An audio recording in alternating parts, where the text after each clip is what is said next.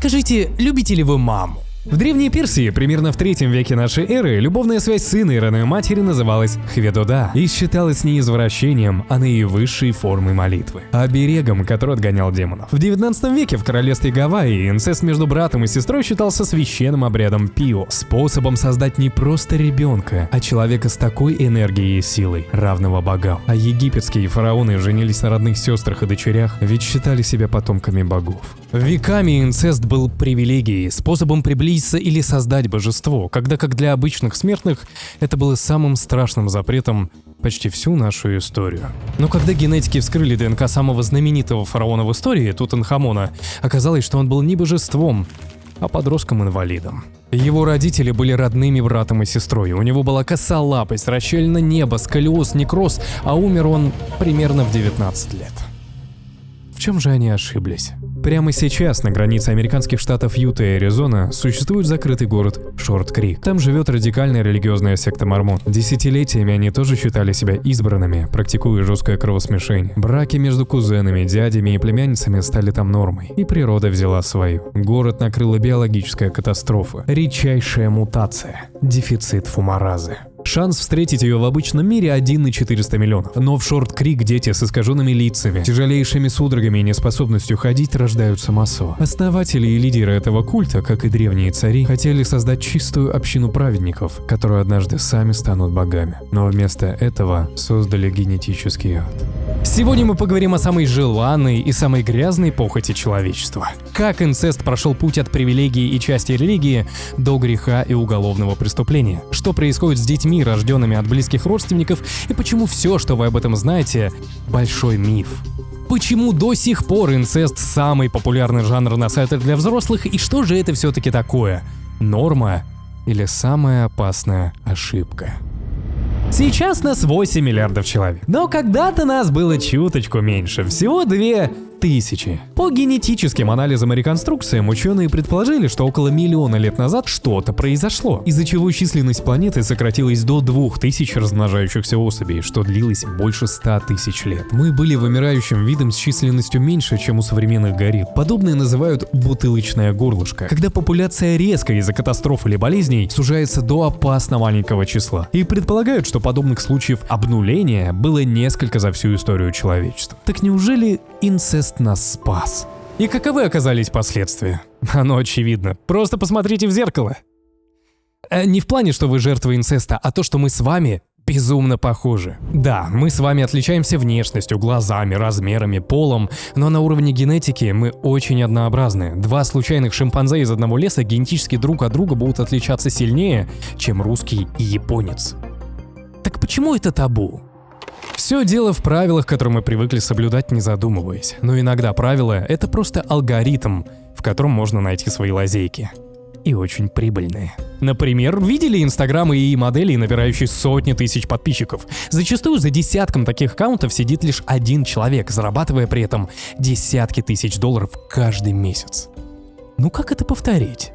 Мои друзья из Абузича подготовили для вас большой и, самое главное, бесплатный гайд по этой теме. Все уже лежит в канале по ссылке в описании. Как создать свою модель, раскрутить аккаунт, как ее монетизировать, короче, все, что обычно продают за большие деньги. А еще в их канале публикуют гайды по бонус-хантингу, $300 за регистрацию на сайте, несколько тысяч рублей на написание отзывов через нейросети или схема экономии до 80% на сервисах доставок. Компании тратят огромные бюджеты на акции, а мы ими просто не пользуемся. И вот этому ребята из Абузича обучают уже 5-й год, а более 2000 ежедневно пополняющих отзывов подтверждают, что гайды рабочие. Но обычно акции длятся недолго, поэтому, чтобы их не пропустить, на канал обязательно нужно подписаться. А если вы новичок, то ребята сделали свою онлайн-подработку с доходом в несколько тысяч за вечер с простых заданий по типу рефералок, если вам лень разбираться в других способах. А если уже профессионал, то найдете гайды по заработку на тендерах с помощью ИИ. А при подписке на канал их бот отправит вам список проверенных и актуальных гайдов, с которых вы сможете начать. Начни экономить и зарабатывать, а ссылка на Абузича будет в описании или по QR-коду на экране. Самый распространенный миф, что инцест создает мутации. Но на самом деле мутация — это и есть мы. Смотрите, это ваша ДНК. Фактически это набор чертежей. Как вырастить глаз, как построить сердце и так далее. Но разные версии чертежей называются аллели. Есть рецессивные аллели, которые проявляются, если гены мамы и папы совпадают, а есть доминантные, которые подавляют рецессивные. И в генах часто содержатся ошибки, как битые файлы. И ученые предполагают, что каждый из нас таскает в себе как минимум одну летальную мутацию, которая спокойно бы нас убила. Но они выключены, ведь ее подавил ген второго родителя. То есть мы носим в себе бомбу, которая никогда не взорвется, только если не встретит вторую такую же. Но это не значит, что все болезни только от инцеста. Сломанный ген тоже может быть доминантным и перекрывать здоровые, поэтому небольшой риск заполучить какую-то болезнь или мутацию сохраняется всегда. Цинично говоря, это то же самое, о чем мы говорили в видео про каннибализм. Инцест — это такой же секс, просто очень экстремальный, зависимо от степени родства. Союз родственников — это русская рулетка, союз двоюродных — лотерея, а троюродных — уже почти как у всех. В общем, чем дальше и реже, тем ниже риск. И наоборот. Это семья Уитакер, жившая в деревне От в США. В середине 19 века дети братьев Генри и Джона Уитакер поженились между собой, а дальше их внуки, и так росли целые поколения в социальной изоляции. Сейчас они выглядят так. Множество заболеваний, искаженные лица, а некоторые даже не могут разговаривать, а потому общаются звуками и мычанием. Мы с вами потомки именно тех, кто даже в условиях малой численности умудрялся находить партнеров вне своей группы. Не исключено, что инцест практиковался, но если бы он продолжался через поколения, с каждым ребенком увеличивая риск, нас бы с вами просто не было. Причем так устроены не только мы. У большинства млекопитающих зрелые самцы покидают свои стаи, чтобы создавать новые, ведь если этого не делать, ты просто вымрешь. Ведь как только популяция закрывается внутри себя, как, например, неандертальцы, то вид просто вымирает из-за генетической деградации. Хотя они были сильнее нас, имели мозг больше нашего и выживали в ледниковых условиях. Но они жили очень маленькими группами, что их и погубило. То есть мы выжили не благодаря инцесту, а ему вопреки. И, наверное, вопрос риторический, но все же. Почему этого не делаем мы? У нашего мозга нет встроенного сканера ДНК. Он понятия не имеет, кто наш родственник. Это Патрик Штюбинг, мужчина из Германии, которого отдали в приемную семью, когда ему было 3 года. Когда он вырос, он нашел свою биологическую семью и встретил сестру, Сьюзан Королевская, которую никогда не видел. И они влюбились друг в друга. Они начали жить вместе, родили 4 детей, 2 из них с отклонениями. И когда об этом узнало правительство, Патрика посадили в тюрьму, а детей разлучили по другим семьям. Хотя их союз был обоюдным и добровольным. Но немецкий суд постановил: это опасно, а значит запрещено. Но как он вообще мог влюбиться в сестру?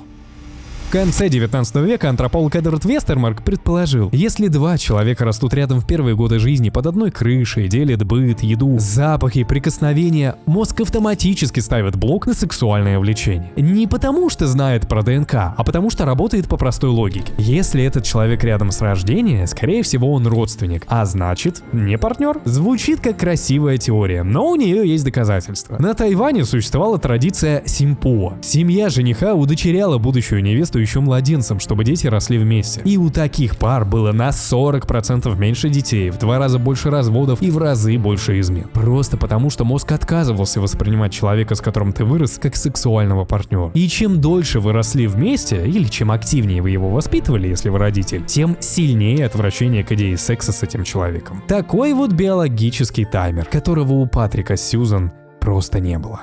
Но их история демонстрирует еще одну вещь. То, что они почувствовали друг другу, ученые называют генетическим сексуальным влечением. Мы привыкли верить красивому мифу о том, что противоположности сближаются. Но на самом деле наш мозг — эгоист. Мы подсознательно ищем партнеров, которые на нас похожи. Чаще всего нас привлекают люди с таким же уровнем интеллекта, схожими привычками, чувством юмора, видением мира, а иногда даже с похожими проблемами и чертами лица. По сути, влюбленность — это форма биологического нарциссизма. Наш мозг пытается найти идеальный баланс. Ему нужен кто-то достаточно чужой, чтобы не сломать генетику, но при этом до боли знакомый и понятный, что значит безопасный. Альберт Эйнштейн вообще был женат на своей двоюродной сестре. Поэтому миф про противоположности работает только на уровне иммунной системы. В остальном мы просто ищем себя. И это не всегда хорошо. Это Джонатан Мейер, и в 2023 году суд в Нидерландах запретил ему плодиться. Ну за что? Он был донором спермы, и в большинстве стран есть лимит. Один донор может помочь зачать ограниченное число детей, для того, чтобы в одном городе не оказалось 200 детей с одним отцом, которые потом случайно женятся друг на друге. Но Джонатан устроил настоящий сперматерроризм. Он был одержим идеей оставить после себя как можно больше потомства, а потому не просто проигнорировал этот лимит, а сдавал материал в 11 клиник в Нидерландах одновременно, скрывая от каждой, что уже зарегистрировано в других. А когда клиники об этом узнали, он уехал сдавать свой продукт в другие страны, начал предлагать его через интернет, заявляя в анкетах, что он копия Брэда Питта. И по некоторым подсчетам сейчас у него около 1000 детей. И масштаб таков, что в городе Херенвен матери случайно обнаружили, что в одном детском саду находилось как минимум 3 детей из материала Джонатана. А Нидерланды — страна маленькая и густонаселенная, поэтому это не просто проблема, а катастрофа. В 2023 году суд ему запретил плодиться под угрозой штрафа, а в 2025 был новый суд, ведь он начал вести YouTube-канал, где пытался связаться с детьми, давал им напутствие о жизни и оскорблял их родителей. Но суд заставил удалить его те видео и приказал быть сдержаннее. Впрочем, канал он ведет до сих пор, где теперь снимает свои путешествия. А вот что он в них делает — вопрос открытый. Это показывает, насколько наша биология скрытая и хрупкая вещь. Например, у меня есть множество генетических мутаций, которые могут привести к заболеваниям у меня или у моих будущих детей. Поэтому важно знать себя на уровне ДНК. Для этого я сдавал ДНК-тест «Генетический паспорт» в Генотек. Фактически, это инструкция к своему телу и жизни. Тест показал мою предрасположенность к 187 заболеваниям и показал, за какими анализами важно следить, какие обследования нужно пройти и какие витамины стоит пить, и какие именно из них будут наиболее эффективны. А еще, каким спортом эффективно заниматься, какие продукты есть, и даже показал, есть ли у меня гены, отвечающие за высокий интеллект. Я хвастаться не буду.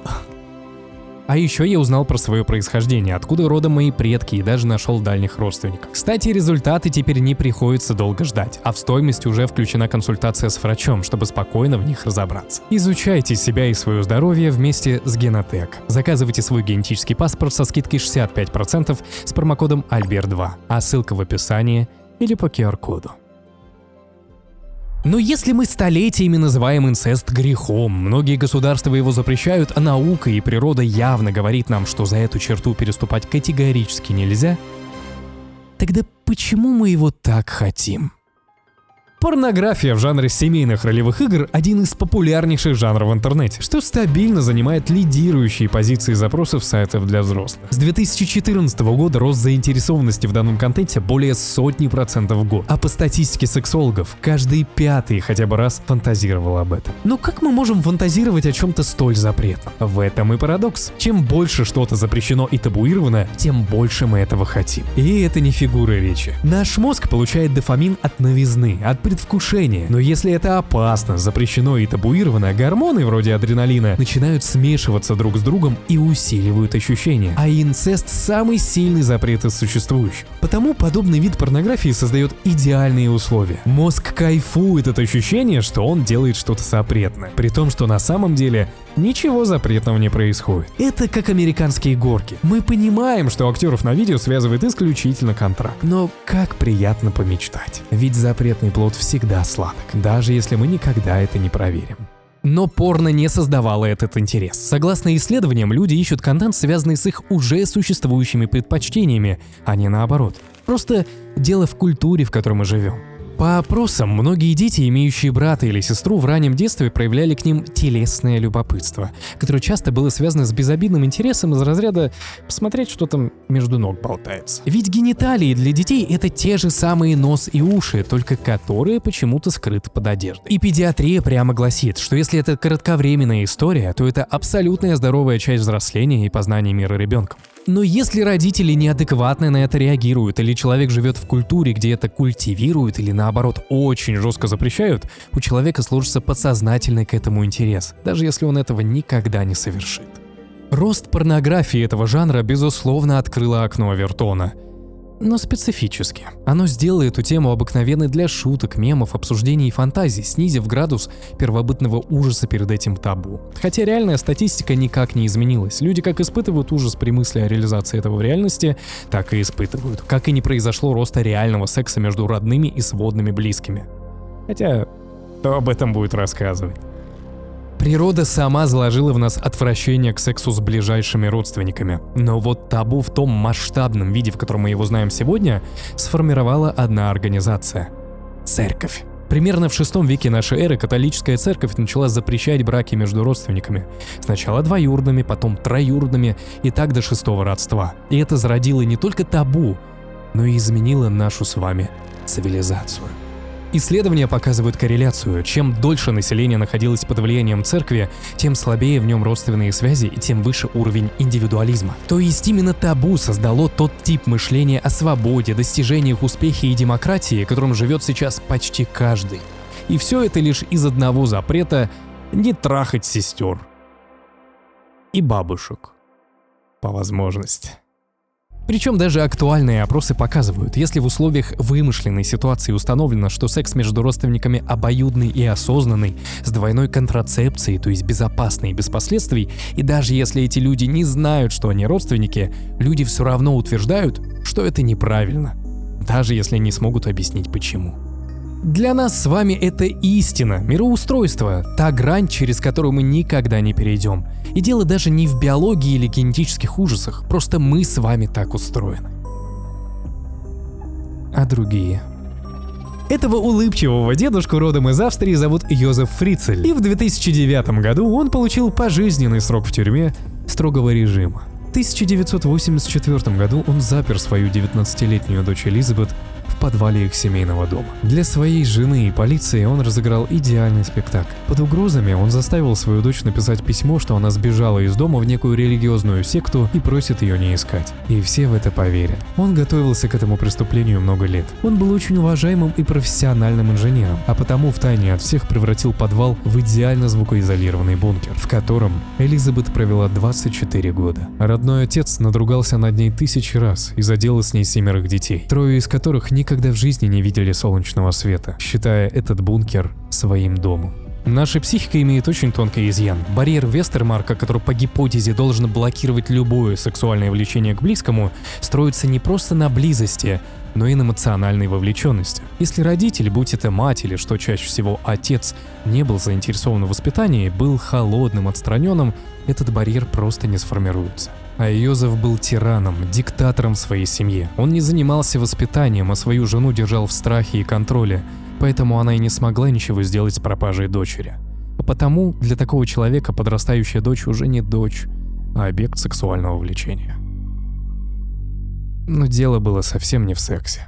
Мать Йозефа была невероятно жестокой и властной женщиной. Она избивала его, унижала и морально уничтожала все его детство. И когда Йозеф вырос, его психика сформировала чудовищную гиперкомпенсацию. Он запер ее на чердаке того же самого дома, в котором он вырос, замуровал окно кирпичами и держал там до самой ее смерти. Вскрылось это тогда, когда сам Йозеф случайно проговорился об этом на допросе, спустя 28 лет. Ему не нужна была сексуальная разрядка. Он был достаточно богат, чтобы завести любовницу, вторую семью или воспользоваться специализированными услугами. Он мстил всему миру. Ему нужна была абсолютная, тотальная власть. В этом подвале он был не папой, он был всесильным Господом Богом. Единственным существом, которое решало, будет ли у этих людей сегодня свет, получат ли они еду и будут ли они завтра дышать. Похожий случай произошел в Калифорнии, в городе Фресно. Этого человека зовут Маркос Уэссон, и он стал известен тем, что построил внутри своей семьи личный культ. В начале 70-х он встретил одинокую мать 8 детей по имени Розмари. Уэссон сыграл классическую роль харизматичного спасителя и взял на себя бремя главы семьи, который во всем ей помогал, но постепенно он начал делать ее полностью зависимой от него, его действий, денег и его мнения. И постепенно начал не просто ломать ей волю, но и промывать мозги.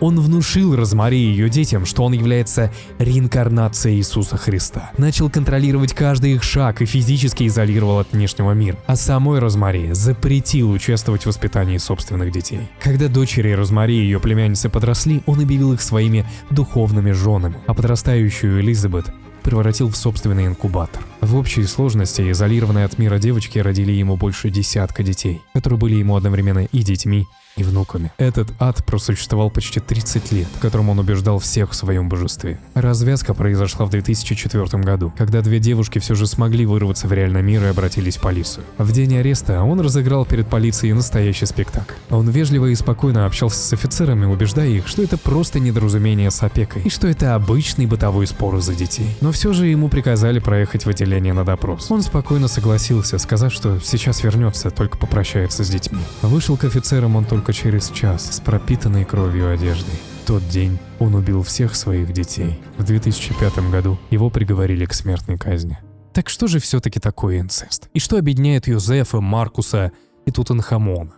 Когда-то давно высший свет считал обычных людей за грязных животных. Фараоны женились на сестрах, чтобы подчеркнуть свою божественность. Они считали себя выше других, выше законов, выше природы, выше самих богов.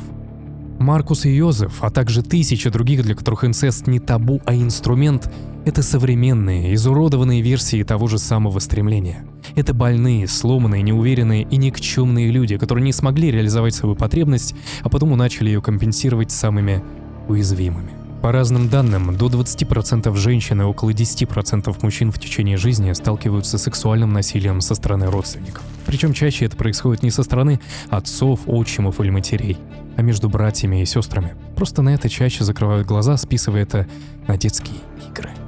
Но последствия для психики во всех случаях одинаковы. Семья — это единственное место на планете, которое природа создала как абсолютно безопасное убежище. Место, где сильный обязан защищать слабого. В норме ребенок строит свое «я», опираясь на родителей как на безопасный фундамент. Но когда этот фундамент сам становится источником угрозы и насилия, психика совершает катастрофический сдвиг. Личность не просто травмируется, она перестает существовать. Мы с вами 8 миллиардов родственников, которые выжили потому, что не пошли по легкому пути. Наши предки, даже находясь на грани вымирания, все равно сумели найти выход и построить цивилизацию, культуру, которая и сделала нас самыми развитыми существами на Земле. Инцест — это не просто ошибка, табу, извращение или сексуальная фантазия. Инцест — это результат того, что бывает, когда пытаешься обмануть природу. Показать, что ты выше правил, выше богов, выше других людей. И здорово, что природа не прощает такой обман. Подписывайтесь на канал и мои социальные сети в описании. Также не забывайте про моего бесплатного анонимного бота-психолога. С вами был Альберт. Всего хорошего.